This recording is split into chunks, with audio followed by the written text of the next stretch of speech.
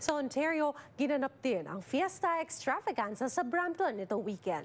Ang organizers kinansela naman ang dapat sana'y pagdiriwang sa BC matapos ang trahedya sa Lapu-Lapu Day Block Party sa Vancouver. May report si Teresa Redula. At tuluyan bang ahayaan, wala lamang pag-ibig sa puso mo.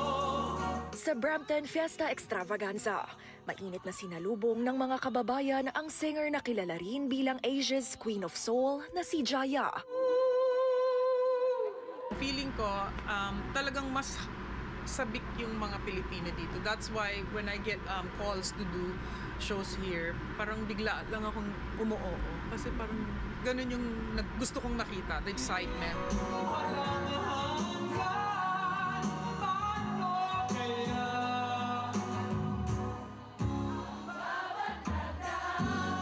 Is it the first time we're seeing the Queen of Soul? Yes.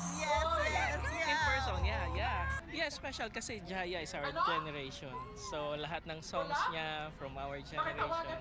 So it's nice to see her again performing here in Canada. Noong 2024, tinatayang nasa 35,000 katao ang dumalo sa nasabing festival at inaasahang mas marami raw ngayong taon.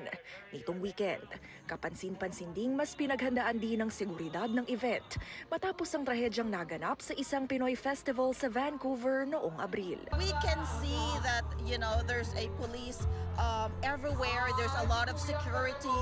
The whole place has been barricaded. So we feel so safe. Yeah, well-fenced yung area. And kung makikita nyo, naka-separate yung parking area dito sa kung nasan yung mga tao. Every vendor must have their own insurance, and even the performers, we have insurance. It's also the paid duty police. We had to have paid duty police. It's a must now. And I think every city is that's going on. So there is an effect because of that incident. Sa katunayan, panglima ang event na ito sa 13 Fiesta Extravaganza na magtatagal hanggang September 14 ngayong taon. Susundan ito ng Lethbridge, Alberta Fiesta Extravaganza sa July 19 at 20. Ngunit ang nakadakdasa ng Surrey, British Columbia Fiesta Extravaganza hindi na muna itutuloy ngayong taon. Katatapos lang ng ating yung nangyari sa Lapu-Lapu Festival. They want to support the community, they want to mourn, and instead, they're coming up with a big fundraising event to support the family. So that's the plan. We're still finalizing it. Ayon sa 2021 census, pangatlo ang Filipino community sa pinakamalaking racialized group sa Brampton, na higit 20,000 ang populasyon.